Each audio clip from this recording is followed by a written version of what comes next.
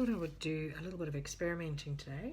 And so I've got this little square of watercolour that I did a little while ago, just let it drip and do its thing. And then I just coated it with translucent gesso.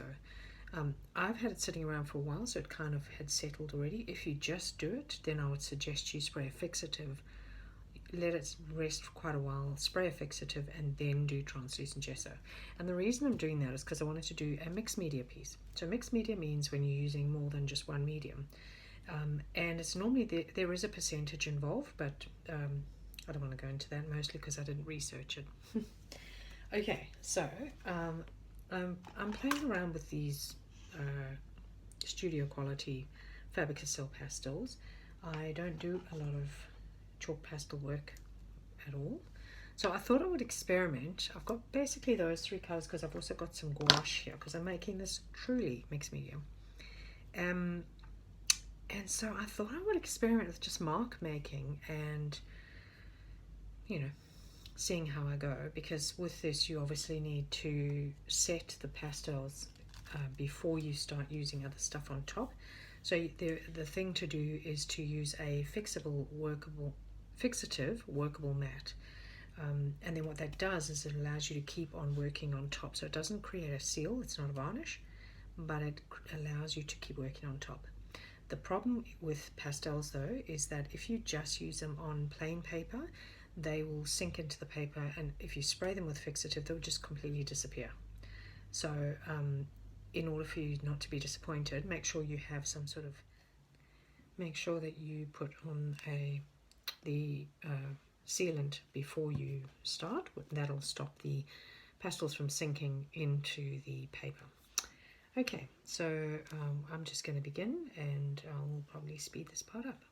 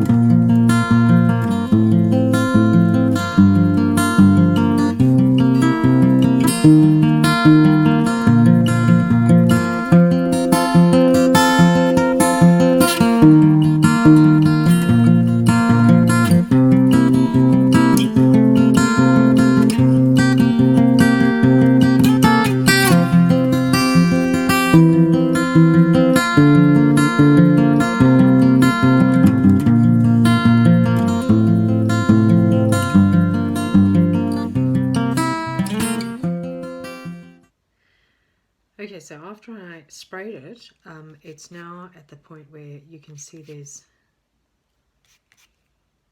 are not coming off, which is awesome because I fixed it. So now I can put gouache or acrylic paint or whatever I want on top, and that will still be okay. It won't harm the integrity of the actual pastels. So obviously I'm just doing some patterns and just having a bit of a play, and I'm not too sure what will happen with it, but it's like a little intuitive painting.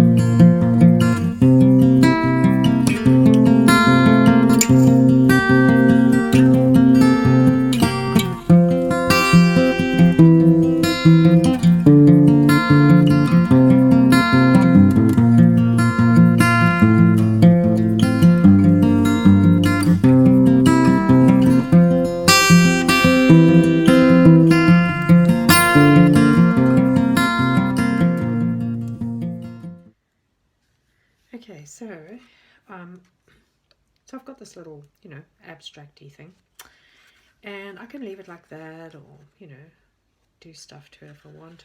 I can do some negative painting around that. That could be quite fun.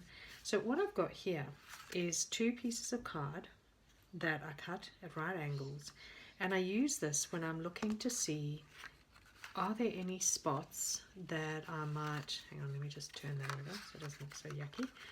Are there any spots that I might want to focus on, so I'll move it around and kind of look to see what does it look like, especially on a larger painting, you can get an idea of what you want to keep and what you don't want to keep. So if I wanted to kind of go around and look at some of these things and go, do I want to add more stuff to that? Like I look at this and think, I could actually make the white pop a little bit more, because I'm looking at it, at zooming out, it's taking the noise out around the outside, and it's helping me just to focus on the inside.